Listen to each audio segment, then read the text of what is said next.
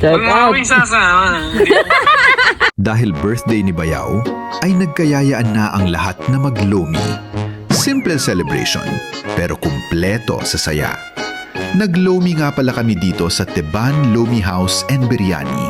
At grabe, hindi lang lomi ang panalo. Marami pang masasarap na pagkain na pwede mong pagpilian. At hindi lang pala pagkain ang may enjoy mo dito. Mag-e-enjoy ka rin sa mga makikita mong collections nila. May kakaibang vibes, hindi boring habang naghihintay ng order.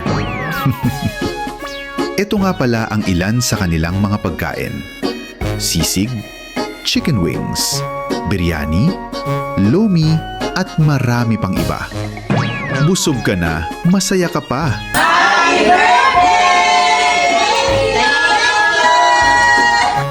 Ang birthday, hindi kailangan bongga.